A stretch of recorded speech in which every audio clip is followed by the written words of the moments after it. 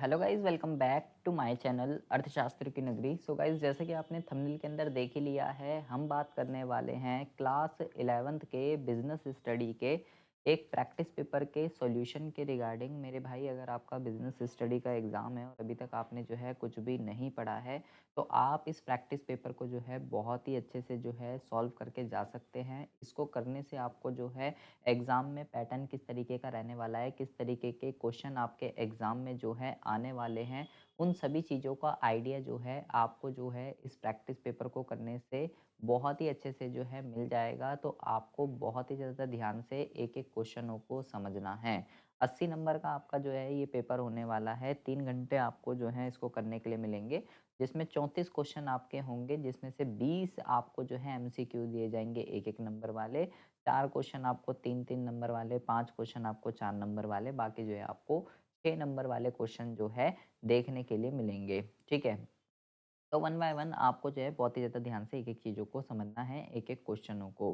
कहता है जेएमआर इंडस्ट्री जो है इसने 2000 की शुरुआत में एयरपोर्ट क्षेत्र में प्रवेश किया था और आज इसे वैश्विक स्तर पर शीर्ष 5 निजी एयरपोर्ट डेवलपर और ऑपरेटरों में गिना जाता है, ठीक है? जेएमआर इंडस्ट्री वर्तमान में दिल्ली अंतर्राष्ट्रीय हवाई अड्डे और हैदराबाद अंतर्राष्ट्रीय हवाई अड्डे का स्वामित्व और संचालन करती है।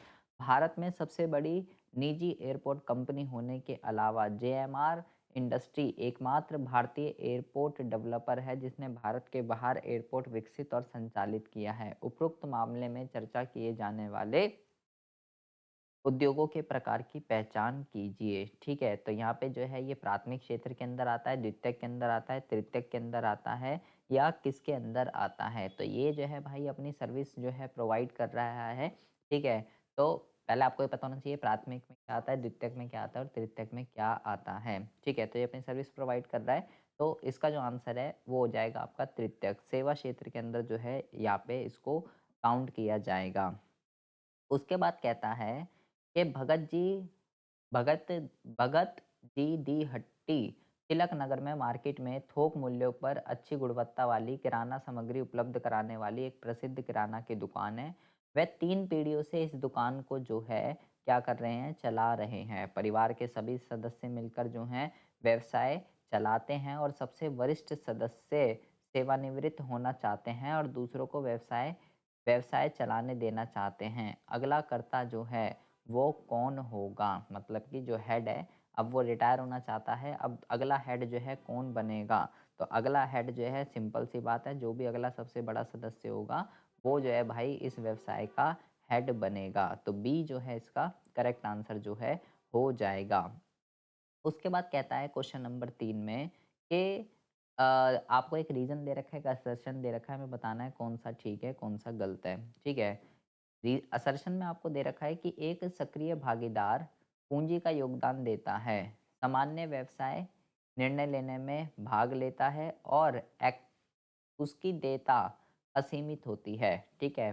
पार्टनर के जो टाइप होते हैं उसमें से एक पार्टनर होता है जिसको सक्रिय भागीदार कहते हैं, ठीक है?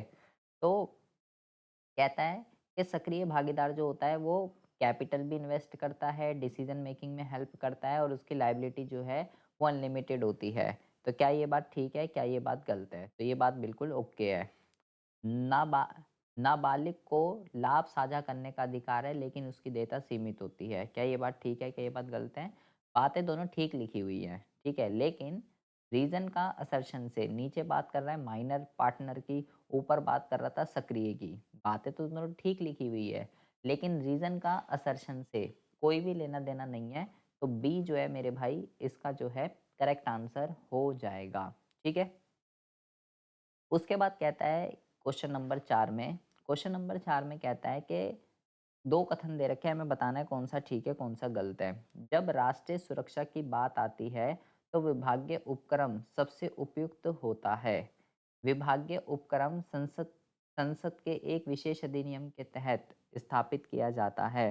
क्या ये बात ठीक है? क्या ये बात गलत है? ठीक है, तो दोनों बातें जो हैं बिल्कुल ठीक लिखी हुई है, तो ए जो है इसका करेक्ट आंसर जो है हो जाएगा। उसके बाद कहता है निम्नलिखित में से कौन-सा सामान्य बीमा के अंतर्गत जो है नहीं आता है, ठीक है? मतलब जनरल इंश्योरेंस के अंदर इनमें से कौन सा जो है जनरल इंश्योरेंस के अंदर जो है वो नहीं आता है? तो वो है आपका भाई जीवन बीमा एलआईसी, ठीक है, जिसको एलआईसी के नाम से आप जानते होंगे। ये जो है जनरल 2 टाइप के इंश्योरेंस होते हैं, एक होता है जनरल, 3 तरीके के मान लीजिए जनरल जनरल हेल्थ और लाइफ, ठीक है? तो जीवन बीमा जो है वो इसके अंदर नहीं आता है। उसके बाद कहता है कि टीबी से पीड़ित होने की बात बताए बिना श्री ए ने खुद को मृत्यु के विरुद्ध 10 लाख रुपए का बीमा करवा लिया।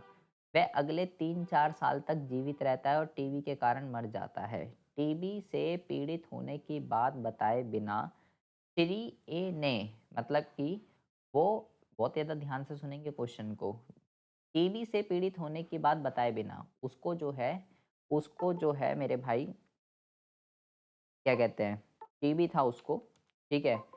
उसको जो है टीबी था और उसने क्या करा, उसने जो है उसने जो है ये बात इंश्योरेंस लेते समय इंश्योरेंस वालों को जो है नहीं बताई कि मेरे को जो है भाई टीबी है। ये बात उसने इंश्योरेंस वाले को जो है नहीं बताई कि मेरे को जो है मेरे भाई टीबी है, ठीक है? अब क्या हुआ, उसने जो है इंश्योरेंस ले लिया। कितने का? 10 लाख रुपए का उसने जो है 10 लाख रुपए का उसने जो है 10 लाख रुपए का उसने जो है इंश्योरेंस जो है ले लिया, ठीक है? अब भाई 10 लाख रुपए का इंश्योरेंस जो है उसने ले लिया, 3-4 साल तक वो जीवित रहता है। उसके बाद जो है भाई उसकी क्या हो जाती है, टीबी के कारण डेथ हो जाती है। बीमा कंपनी को श्री ए की बीमारी के बारे में उपयुक्त मृत्यु के बाद ही पता चलता है कि भाई इसने तो हमसे झूठ बोला था, इसको तो जो है टीबी था, इसने बताया ही नहीं कि मेरे को टीबी और मेरे से इंश्योरेंस खरीद लिया था। अब उन परिस्थितियों में बीमा कंपनी श्री ए के आश्रितों को कुछ भी भुगतान करने के लिए उत्तरदायी नहीं है, क्योंकि उसने बीमा कंपनी और श्री ए के बीच अनुबंध शून्य है, क्योंकि उसने जो है बात को छुपाया था। बीमा के उस सिद्धांत की पहचान कीजिए जिसमें उपरोक्त उदाहरण की जो है, यहाँ पे मतलब हमें किस चीज़ की बात की गई है? तो यहाँ पे बात की गई है परम सद्भावना की। मतलब कि मेरे भाई आपको इंश्योरेंस लेते टाइम कुछ भी इंश्योरेंस कंपनी से जो है छुपाना नहीं चाहिए।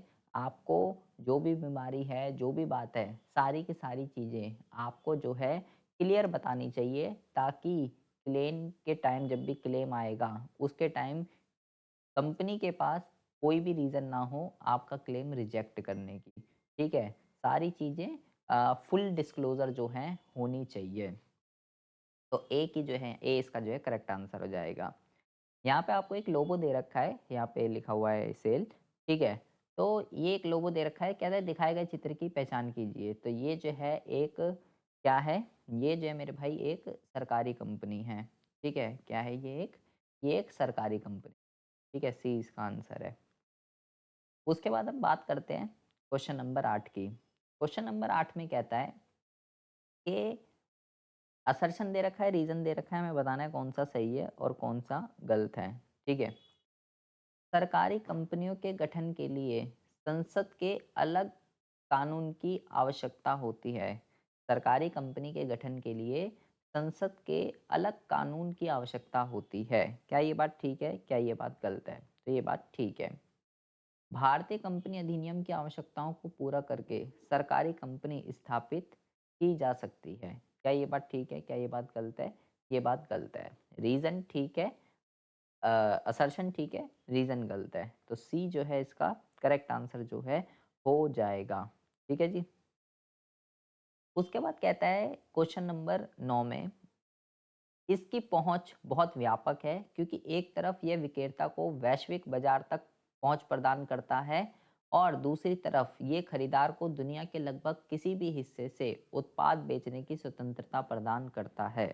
इस पंक्ति में ई बिजनेस का कौन सा लाभ जो है यहाँ पे बताया गया है, तो वो होता है वैश्विक पहुंच। ई कॉमर्स का जो अपना फायदा होता है कि आप दुनिया के किसी भी कोने में अपना माल जो है मेरे भाई बेच सकते हो। क्वेश्चन नंबर 10 में कहता है कि निम्नलिखित में से कौन सा बी टू बी लेन देन का उदाहरण है, बिजनेस टू बिजनेस, ठीक है? एक ग्राहक जो इलेक्ट्रॉनिक स्टोर से लैपटॉप खरीदता है, ठीक है? एक ग्राहक जो इलेक्ट्रॉनिक स्टोर से लैपटॉप खरीदता है एंड एक कार निर्माता जो टायर आपूर्ति से टायर खरीदता है, एक व्यक्ति जो ऑनलाइन मार्केट प्लेस पे हस्तनिर्मित और एक ग्राहक जो ऑनलाइन स्टोर से किराने का सामान जो है ऑर्डर करता है, ठीक है? ये आपको जो है तो यहाँ पे जो है यहाँ पे देखेंगे बी टू बिज़नेस से बि एक कार निर्माता जो टायर आपूर्तिकर्ता से टायर खरीदता है। ये जो है इसका आंसर हो जाएगा। मतलब बिज़नेस ने बिज़नेस से कुछ खरीदा। यहाँ ग्राहक की बात चल रही है, यहाँ ग्राहक की बात चल रही है और यहाँ व्यक्ति की बात चल रही है। ए, बी, सी में तो व्यक्तियों की बात चल रही है, तो ये इसका आंसर नहीं होगा, वो बिज़नेस टू कस्टमर है। ठीक है? बी उसका करेक्ट आंसर है। व्यवसाय की कौन-सी ज़िम्मेदारी सरकार के प्रति व्यवसाय की ज़िम्मेदारी जो है नहीं है? व्यवसाय की कौन-सी ज़िम्मेदारी सरकार के प्रति व्यवसाय की ज़िम्मेदारी जो है वो नहीं है? ठीक है? वो है सरकार द्वारा निर्धारित प्रदूषण कानूनों का पालन करना। क्या ये करना चाहिए? बिल्कुल। सरकारी मापदंडों के अनुसार उद्योग स्थापित करना, ये भी है। टैक्स वगैरह का भुगतान ईमानदारी से करना, लेकिन ये एक ऐसा पॉइंट है जो कि बिक्री के बाद सेवा प्रदान करना, ये बिज़नेस के ऊपर डिपेंड करता है कि वो देना चाहता है या नहीं। इसमें सरकार कुछ भी रोल प्ले नहीं करती है। सी जो है इसका करेक्ट आंसर हो जाएगा। फिर कहता है निम्नलिखित में से कौन समाज का अधिकतम भला करने में जो है सक्षम है?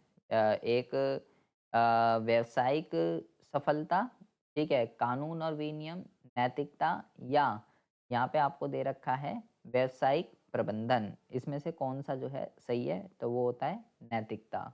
सी जो है इसका करेक्ट आंसर हो जाएगा। उसके बाद कहता है कि एक कॉलम ए दिया हुआ है, एक कॉलम बी दिया हुआ है और इन दोनों में से ई व्यवसाय के विभिन्न घटकों से मिलान कीजिए। हमें इसको जो है मैचिंग करनी है। ठीक है जी? तो बहुत ही ज़्यादा ध्यान से सुनेंगे।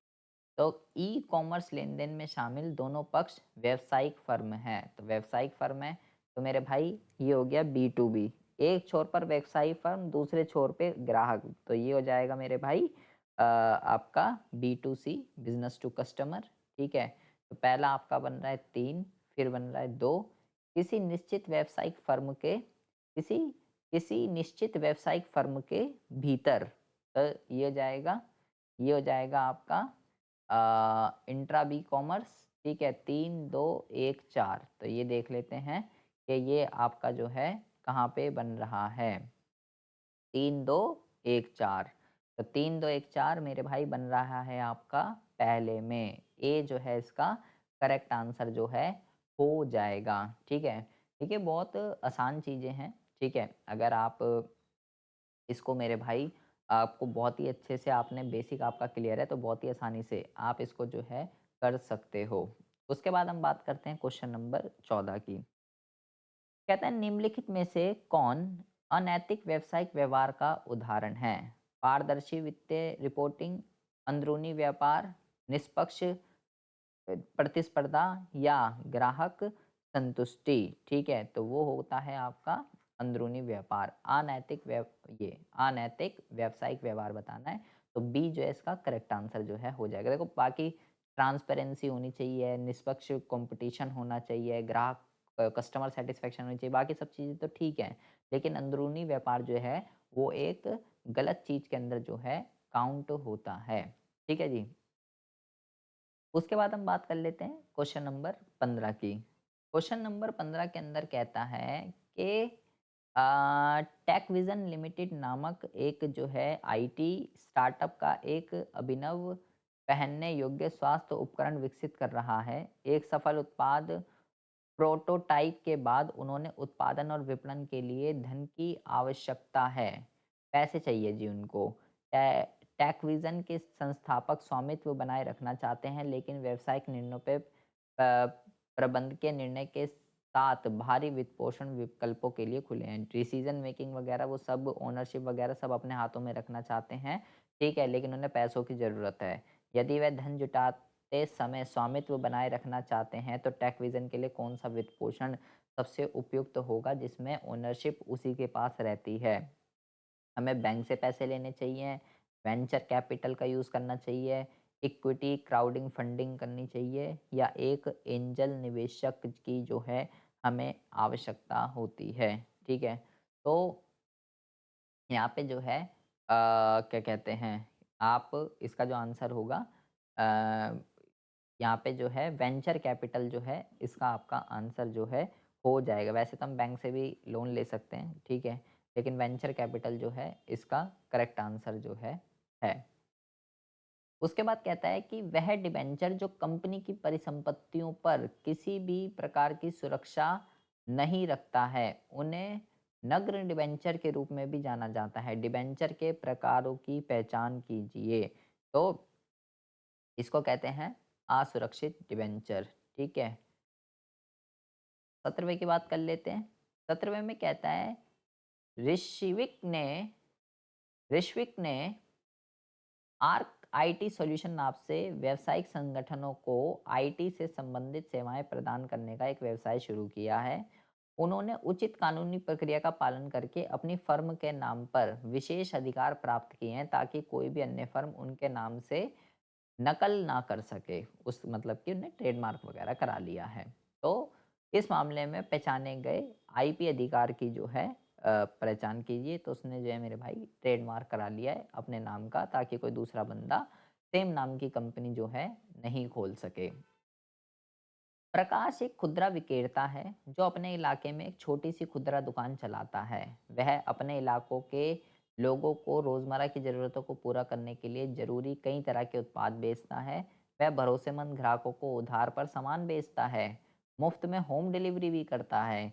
प्रकाश किस तरह का की खुदरा दुकान चलाता है उसकी हमें जो है पहचान करनी है। तो वो जो है मेरे भाई एक तरीके का जनरल स्टोर जो है चलाता है, जैसे हमारे घर के नीचे जितने भी जनरल स्टोर वगैरह जो हैं होते हैं। राजीव जो है वो एक निर्यातक है और जिसे अपने उत्पाद की खरीद के बारे में एक संभावित खरीदार से पूछताछ मिली है। खरीदार उत्पाद के बारे में विस्तृत जानकारी चाहता है जिसमें गुणवत्ता, ग्रेड, आकार, वजन, पैकेजिंग का प्रकार और अन्य विनिर्देश शामिल हैं। शर्तों की स्पष्ट समझ प्रदान करने के लिए राजीव एक औपचारिक उद्धरण भेजता है जिसमें खरीदार को सूचित निर्णय लेने में मदद करने में सभी आवश्यक विवरण शामिल होते हैं। राजीव द्वारा भेजा गया औपचारिक उद्धरण जिसमें उत्पाद की गुणवत्ता, ग्रेड, आकार, वजन, पैकेजिंग आदि के बारे में विस्तृत जानकारी जो है शामिल है। क्या कहलाता है? राजीव एक निर्यातक ने अपनी पूछताछ पर उत्पाद के बारे में ये जो गुणवत्ता, ग्रेड, आकार, वजन आदि इसके प्रकार के आदि में पूरी जानकारी भेजी है। इस तरह के उद्धरण को किस रूप में जो है हम जानते हैं? तो इसको हम कहते हैं परफॉर्मा चा परफॉर्मा चालान, ठीक है? उसके बाद हम बात करते हैं 20वें क्वेश्चन की। 20वें में कहता है मेरे भाई कि एक कथन ये दे रखा है, एक कथन ये दे रखा है, हमें बताना है कौन सा ठीक है, कौन सा गलत है। जीएसटी ने केंद्र को राज्य को 17 अप्रत्यक्ष कर और 23 उपकरों की जगह ले ली है, जिसमें कई रिटर्न और मूल्यांकन दाखिल करने की आवश्यकता समाप्त हो गई है और उत्पादकों से उपभोक्ता तक पूर्ति श्रृंखला के साथ वस्तुओं सेवाओं के कर उपचार से युक्ति संगत बनाए गए हैं। क्या ऐसा हुआ है या नहीं हुआ है? तो ये बिल्कुल ओके है। जीएसटी के अंदर सारे अप्रत्यक्ष करों को समाप्त करके सिर्फ एक कर को लाया गया जिसको हम जीएसटी के नाम से जानते हैं। ठीक है? जीएसटी में केंद्रीय जीएसटी और राज्य जीएसटी शामिल हैं जो क्रमश केंद्र और राज्य सरकारों द्वारा पहले लगाए गए शुल्कों को शामिल करते हैं। दोनों कथन बिल्कुल ठीक लिखे हुए हैं। ठीक है, तो सी जो है इसका आपका करेक्ट आंसर जो है मेरे भाई हो जाएगा। ठीक है, ये हो गए आपके ये हो गए आपके एमसीक्यू क्वेश्चंस। ठीक है जी, अब हम बात कर लेते हैं बड़े क्वेश्चनों के रिगार्डिंग कि इनमें जो है आप किस तरीके से आंसर वगैरह जो है लिखेंगे। देखिए, फटाफट देख लेंगे। आपके लिए मैंने लिख के ही रख रखे हैं। प्राथमिक और द्वितीयक उद्योगों में अंतर बताइए क्या होते हैं? तो आप लिखेंगे मेरे भाई प्राथमिक और द्वितीयक उद्योगों में अंतर। ठीक है, प्राथमिक में लिखेंगे प्राकृतिक संसाधनों पर निर्भर होते हैं जैसे कि ये वाले। द्वितीयक उद्योगों में लिखेंगे कच्चे माल को उत्पाद में परिवर्तित करते हैं जैसे कि ये वाले। ठीक है जी, इस तरीके से आप छोटे-छोटे हैं तो छोटे-छोटे ही आंसर लिख देंगे। बीमा को तृतीयक उद्योगों के रूप में जाना जाता है, बताइए। तो आप लिखेंगे कि बीमा को तृतीयक उद्योगों के रूप में जाना जाता है क्योंकि मेरे भाई ये क्या करते हैं, व्यावसायिक गतिविधियों का समर्थन देते हैं, ये वित्तीय स्थिरता प्रदान करता है और जोखिम को जो है कम करता है, इसलिए इसको जो है बीमा को सेवा के रूप में जो है तृतीय क्षेत्र के रूप में जाना जाता है। ठीक है? उसके बाद लिखा हुआ है सार्वजनिक निजी भागीदारी की 3 विशेषताएँ बताइए। तो आप लिखेंगे यहाँ पे कोई सी भी 6 लिखी हुई है मैंने, कोई सी भी 3 लिख देंगे। जोखिम साझा करना, पूँजी निवेश में वृद्धि, दक्षता में सुधार, बहुउद्देशीय परिचालन, उच्च पूँजी निवेश, उन्नत प्रौद्योगिकी का उपयोग। कुछ भी आप जो है इसके अंदर जो भी आपका मन करे 3 उठा के कोई सी भी जो है लिख सकते हैं। अगर आपको ये चाहिए, ये जिसमें मैं आंसर आपको बता रहा हूँ, तो आप मेरे को इंस्टाग्राम पे जो है फॉलो कर सकते हैं, दुग्गल_रिटर्न_, ठीक है? कि सर आप जो है बिज़नेस स्टडी के जो आंसर जिससे पढ़ा रहे हैं, जो आंसर आपके पास हैं, वो हमें जो है सेंड कर दीजिए। मैं आपको जो है पूरा का पूरा सॉल्यूशन जो है आपको सेंड कर दूँगा। ठीक है जी? उसके बाद आते हैं एमएनसी की विशेषताएँ जो हैं क्या होती हैं? तो एमएनसी की विशेषताएँ यहाँ से देख लीजिए, ये रहा एमएनसी की विशेषताएँ, ये यहाँ से है एमएनसी की विशेषताएँ, ठीक है? ये बहुउद्देशीय परिचालन होता है, उच्च पूँजी का निवेश होता है और उन्नत प्रतियोगी का उपयोग होता है। 3 पॉइंट ए वाले पॉइंट के हैं और 3 पॉइंट जो हैं बी वाले पॉइंट के हैं। ठीक है जी? 3-3 पॉइंट है, 3 नंबर का है तो 3-3 पॉइंट इसके अंदर आप जो है लिख सकते हैं। ठीक है? उसके बाद जो है कहता है कि जिंदल लिमिटेड ने निदेशकों ने 2 नए उत्पाद जोड़कर व्यवसाय का विस्तार करने का फैसला किया है। 2 नए उत्पादों का उत्पादन करने के लिए उन्हें 120 करोड़ रुपए मूल्य की पूरी तरह से स्वचालित मशीनरी आयात और स्थापित करने की आवश्यकता थी। तो ए और बी कहता है एक वित्त प्रबंधक के रूप में निर्देशकों को कंपनी के लिए उपलब्ध वित्त विभिन्न स्रोत कोई 2 के बारे में सलाह दीजिए। कोई 2 कहीं जहाँ से हम पैसा जो है जुटा सकते हैं। तो आप लिखेंगे इक्विटी शेयर और वाणिज्य ऋण। बैंक से पैसा ले सकते हैं या इक्विटी शेयर इश्यू कर सकते हैं। यदि आपको वित्त में सुझाए गए स्रोतों में से एक को चुनना हो तो आप कौन-सा सबसे अच्छा होगा और अपनी पसंद के पीछे का कारण भी बताइए। तो आप लिखेंगे सर्वश्रेष्ठ सबसे बेस्ट कौन-सा है? इक्विटी शेयर क्योंकि ये वित्तीय दबाव को कम करता है और कंपनी को अधिक अधिक स्थिरता जो है प्रदान करता है। इस तरीके से आप जो है इसका आंसर लिख के आएँगे। ठीक है?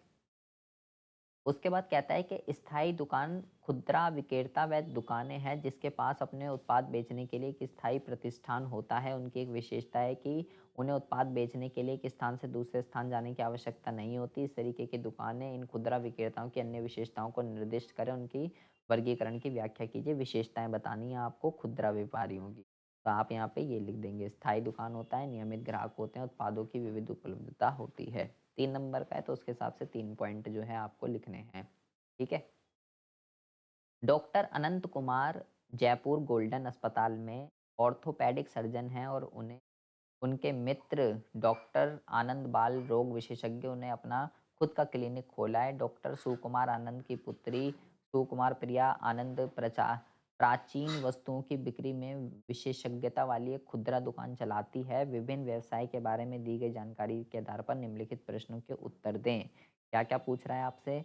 डॉक्टर अनंत कुमार, डॉक्टर सुकुमारन और डॉक्टर सुश्री सुकुमार प्रिया आनंद द्वारा की जाने वाली आर्थिक गतिविधियों के प्रकार की पहचान कीजिए, किस प्रकार की वो चला रहे हैं। तो यहाँ पे ये डॉक्टर सेवा क्षेत्र के अंदर आते हैं, ठीक है? खुदरा दुकान ये व्यापार क्षेत्र में आता है, ठीक है? यहाँ पे सब आपको बता दिया है, जो डॉक्टर हैं वो किसमें प्रकृति, पूँजी निवेश और ब्याज के हस्तांतरण के आधार पर उनके बीच जो है अंतर बताइए, ठीक है? तो यहाँ पे देखेंगे अंतर सेवा क्षेत्र सेवा प्रदान करता है जैसे स्वास्थ्य सेवाएँ, व्यापार क्षेत्र वस्तुओं का क्रय-विक्रय जो है करता है। तो पूँजी निवेश किसमें ज़्यादा, किसमें कम होता है, ब्याज वगैरह इसके अकॉर्डिंग बता दीजिएगा। उद्यमों को प्रदूषण नियंत्रण उप उपाय अपनाने की आवश्यकता क्यों होती है? क्यों हमें प्रदूषण जो है कम करना चाहिए? इसकी क्या ज़रूरत है? पर्यावरण संरक्षण के लिए आवश्यक होता है, कानूनों का पालन करना जो है सुनिश्चित होता है। इस तरीके से आप लिख सकते हैं। कंपनी अधिनियम 2013 के अनुसार कॉर्पोरेटिव सामाजिक उत्तरदायित्व का अर्थ बताइए। तो आप लिखेंगे कॉर्पोरेटिव इसका अर्थ लिखेंगे कंपनियों द्वारा सामाजिक और पर्यावरणीय कल्याण में योगदान। ये इसका जो है मतलब होता है। ठीक है? इसको जो है पूरा अच्छे से डिटेल में डिफ़ाइन करके जो है बता देंगे। उसके बाद कहता है कि सॉलिड पाई पाइप्स लिमिटेड एक multi location multi product company है जो कि कई तरीके के अनुप्रयोगों के लिए स्टेनलेस स्टील विदेशी सामग्री में बड़े आकार के पाइप बनाती है। अब ये एशियाई बाजार की ज़रूरतों को पूरा करना चाहती है और नई हाईटेक मशीनों में निवेश करने का फैसला किया है इन्होंने। क्योंकि निवेश बड़ा है, इसलिए वित्त प्रबंधक सबसे सस्ते दीर्घकालीन वित्त स्रोत के माध्यम से धन जुटाना चाहते हैं। तो हमें बताना है कि किन-किन प्रश्नों के उत्तर दीजिए। निम्नलिखित कंपनी के द्वारा अपने फंड की आवश्यकताओं को पूरा करने के लिए उपयोग किए जाने वित्त स्रोतों की पहचान कीजिए और उन्हें समझाइए और इस स्रोतों के कोई 3 गुण बताइए। तो हमें कहाँ से लॉन्ग टर्म में पैसा लेना है, तो दीर्घकालीन ऋण हम ले सकते हैं, ठीक है? जिसकी विशेषताएँ क्या होती है? कम ब्याज होता है इसका, इसकी दीर्घकालिक चुकौती होती है, हम लॉन्ग टर्म में इसको चुका सकते हैं और इसमें हमें जो है उच्च ऋण राशि जो है बहुत ही आराम से मिल जाती है। लॉन्ग टर्म लोन जो है हम इसमें ले सकते हैं। भारत सरकार द्वारा सूक्ष्म, लघु और मध्यम उद्योगों को परिभाषित करने के लिए क्या मापदंड हैं? समझाइए। तो मापदंड यहाँ पे लिखे हुए हैं। निवेश की सीमा कितनी है? उनका एनुअल टर्नओवर कितना है? इन दोनों के बेस पे डिफाइन होता है कि इसको किस उसमें डाला जाएगा, सूक्ष्म में, लघु में या मध्यम में। ठीक है। फिर कहता है ग्रामीण और पिछड़े क्षेत्रों के विशेष संदर्भ में लघु उद्योगों के विकास के लिए राष्ट्रीय लघु उद्योग निगम की भूमिका की व्याख्या कीजिए कि ये क्या करते हैं। तो आप लिख देंगे कि ये इसको वित्तीय सहायता प्रदान करते हैं, विपणन समर्थन प्रदान करते हैं, तकनीकी सेवाएं प्रदान करते हैं। इन 3-4 पॉइंटों को अच्छे से आप क्या कर देंगे, डिफाइन कर देंगे। ठीक है जी। उसके बाद कहता है कि अजय कम कीमत के फैशनेबल जूते बेचने वाला व्यापारी है। अपना माल बेचने के लिए वह अलग-अलग बाज़ारों में तय तय दिनों पर अपनी दुकानें जो है खोलता है। ठीक है? उपयुक्त मामले के संदर्भ में आप अजय को खुदरा विक्रेता के रूप में किस प्रकार वर्गीकृत करेंगे? तो देख लीजिए। अजय अस्थायी खुदरा विक्रेता है। फिर लिखा हुआ है प्रश्न का में पहचाने गए खुदरा व्यापार के प्रकार का नाम बताइए जिसके अंतर्गत उसे रखा जाता है। तो आप लिखेंगे साप्ताहिक बाजार। फिर लिखेंगे साथ ही अजय के समान श्रेणी में आने वाला खुदरा विक्रेता के किसी भी 2 अन्य प्रकार के संपेक्ष में व्याख्या करें जैसे कि प्रश्न में पहचाना गया था। तो आप इसमें लिख देंगे मेलों में दुकानें, सड़क किनारा विक्रेता। इस तरीके से आप इसको जो है एक्सप्लेन कर देंगे। ठीक है जी। उसके बाद कहता है 30 में इस यह इस बात का प्रमाण है कि जिस देश से निर्यात किया जा रहा है वहाँ वास्तव में माल का निर्माण किया गया है। इस कथन में किस प्रमाण पत्र का प्रकाश डाला गया है? तो ये होता है मूल प्रमाण पत्र। ठीक है। निर्यात में आवश्यक किन्हीं 2 माल संबंधी दस्तावेजों की और हमें कौन से 2 डॉक्यूमेंट की ज़रूरत पड़ती है? वाणिज्य चालान और पैकिंग सूची। ये आप इसके अंदर लिख सकते हैं। इन दोनों को डिफाइन कर दें। देखा भाई फिनिक्स टेक्नोलॉजी लिमिटेड ने वर्षों के शोध के माध्यम से ऐसी वॉशिंग मशीन विकसित कर दी है जिसमें कपड़े धोने के लिए बहुत कम पानी की आवश्यकता होती है और ये बाजार में वर्तमान में बेची जा रही है। अन्य वॉशिंग मशीनों की तुलना में कपड़े को नुकसान पहुंचाए बिना उन्हें साफ करती है। मशीन 3D वॉश सिस्टम का उपयोग करती है जिसमें ड्रम के अंदर पानी का छिड़काव करने के लिए 3 नोजल होते हैं जबकि यह 360 डिग्री घूमता है और धोने के दौरान डिटर्जेंट को कपड़ों को पूरी तरह से डिटर्जेंट की गहरा प्रवेश की सुविधा प्रदान करता है। धोने के चरण के दौरान 3D वॉश सिस्टम कपड़ों के ताज़े पानी से बेहतर प्रवेश में मदद करता है जिससे कपड़ों में डिटर्जेंट के किसी भी निशान को कम किया जा सकता है। ये मशीन निम्न मध्यम वर्ग के लोगों को इसे खरीदने के लिए प्रेरित करने के लिए अत्यधिक प्रतिस्पर्धा मूल्य पर इसको उपलब्ध कराया गया है। कंपनी अधिकतम संभावित ग्राहकों को नई सुविधाएं, मूल्य, उपलब्धता और ब्रांड नाम के बारे में जानकारी प्रदान करना चाहती है। फिनिक्स टेक्नोलॉजी लिमिटेड के लिए दी गई जानकारी के आधार पर निम्नलिखित प्रश्नों के उत्तर दीजिए। सेवा सुविधा व्यापार में सहायता के बारे में बताइए जिसका उपयोग सेवा सुविधा व्यापार में सहायता के बारे में बताइए जिसका उपयोग कंपनी अधिकतम बिक्री उत्पन्न करने के लिए कर सकती है। उत्पाद से अंतिम उपभोक्ता तक माल के सुचारू आवागमन को सुगम बनाने वाली व्यापार की अन्य सेवा सुविधाएं की व्याख्या कीजिए। तो आप इसमें लिखेंगे विपणन सेवाएं, विज्ञापन, प्रचार, ऑनलाइन बिक्री और अन्य सेवाएं में लिख देंगे परिवहन, बीमा और भंडार। ठीक है, ये लिख देंगे। बीमा के सिद्धांतों को विस्तार से समझाइए, तो भाई आप यहाँ पे लिख देंगे बीमा के परम सद्भावना, नुकसान पूर्ति, प्रेरित के जितने भी सिद्धांत होते हैं, जो भी आपको 2-3 जो भी अच्छे से आते हैं, वो लिख दीजिए। जीवन बीमा, अग्रिम बीमा, समुद्री बीमा के बीच कोई भी 6 अंतर जो है बताइए। अवधि का बता दीजिएगा, उद्देश्य का बता दीजिएगा, सुरक्षा का बता दीजिएगा, ठीक है? कोई भी 6 ईज़ी-ईज़ी है तो सीधा-सीधा क्वेश्चन है, ठीक है? तो हलवा है, इसमें कुछ ऐसा नहीं है।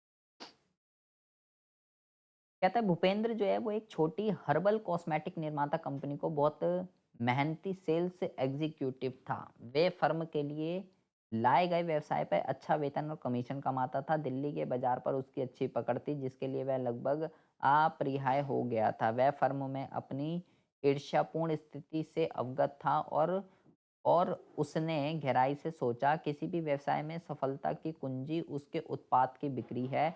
व्यवसाय चक्र की शुरुआत और अंत बिक्री के अलावा और कुछ नहीं है और उत्पादों के निर्माण के लिए कारखाने में काम करने वाले अन्य लोग बिक्री करने के लिए लोगों द्वारा गतिमान व्यवसाय मशीन में मात्र दाते हैं। तो इस बोझ को क्यों ढोया जाए और फर्म की समृद्धि का केवल एक छोटा सा हिस्सा क्यों लिया जाए? दूसरों को मेरे श्रम का फल मिलने की बजाय मैं खुद का व्यवसाय क्यों ना शुरू कर लूं?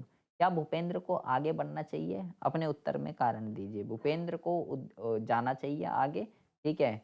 और फिर कह रहा है आर्थिक विकास के संबंध में एक उद्यमी के रूप में किए जाने वाले कोई 4 कार्य बताइए। तो 4 कार्य आप ये लिख सकते हैं, नवाचार, रोजगार सृजन, निवेश और उत्पादन। लास्ट देख लेते हैं, ठीक है? यहाँ पे कहता है कि अ राजस्थान हस्तशिल्प को एक जर्मन कंपनी के हस्तनिर्मित उत्पादों का एक बड़ा ऑर्डर मिला है। निर्यातक ने निर्यात गुणवत्ता नियंत्रण और निरीक्षण अधिनियम 1963 के तहत शिपमेंट से पहले निरीक्षण रिपोर्ट प्राप्त की है और अधिकारियों से उत्पाद शुल्क निकासी प्रमाण पत्र भी प्राप्त कर लिया है। इन वस्तुओं के निर्यात के लिए भारतीय समकक्ष द्वारा उठाए जाने वाले अगले 6 कदमों की जो है व्याख्या कीजिए। तो ये आप लिख देंगे ऑर्डर प्राप्ति, विनिर्माण, पैकिंग, शिपमेंट इस तरीके से लिख देंगे। ठीक है? निपुण एक सफल व्यवसायी है जो ऑटो स्पेयर पार्ट्स के निर्माण में लगा हुआ है। उनके द्वारा निर्मित उत्पाद न केवल भारत में बेचे जाते हैं बल्कि सिंगापुर, स्विट्जरलैंड आदि इन सभी देशों में भी इनका निर्यात किया जाता है। दिए गए मामले के आधार पर निम्नलिखित प्रश्नों के उत्तर दीजिए। निपुण जिन 2 प्रकार के व्यवसाय में लगा है उनकी पहचान कीजिए और उनके बीच जो है अंतर बताइए। तो आप लिखेंगे कि ये जो है मेरे भाई घरेलू और अंतर्राष्ट्रीय दोनों तरीके के व्यापारों में लगा हुआ है और घरेलू व्यापार क्या होता है और अंतर्राष्ट्रीय व्यापार क्या होता है उसमें अंतर बता देंगे, उसका कार्य क्षेत्र और उसकी संचालन विधि कि घरेलू व्यापार देश के भीतर चलता है, अंतर्राष्ट्रीय व्यापार देश के भीतर के अलावा देश के बाहर भी चलाए जाते हैं। ठीक है? तो बहुत ही आसान ये आपका क्वेश्चन है अंतर्राष्ट्रीय और घरेलू बाज़ार में। ठीक है जी? तो ये पूरा का पूरा सैंपल पेपर, प्रैक्टिस पेपर आपको मैंने कराया है। कोई भी आपको इसके अंदर डाउट आ रहा है, कोई भी इश्यू आ रहा है, किसी क्वेश्चन का आंसर समझ में नहीं आ रहा है कि यही इसका आंसर जो है क्यों होगा, तो आप मेरे को कमेंट बॉक्स में कमेंट कर सकते हैं। ठीक है? ये आंसर शीट अगर आपको चाहिए, मैंने आपको बता दिया है, आप मेरे को जो है फॉलो कर सकते हैं, मैसेज कर सकते हैं कि सर आप जो है मेरे को आंसर शीट जो है प्रोवाइड करा दीजिए जहाँ से आप जो है आंसर करा रहे थे। ठीक है? तो मिलते हैं आपसे नेक्स्ट वीडियो में ऐसे ही इंटरेस्टिंग टॉपिक के साथ। तब तक के लिए have a good day. Bye bye. Take care.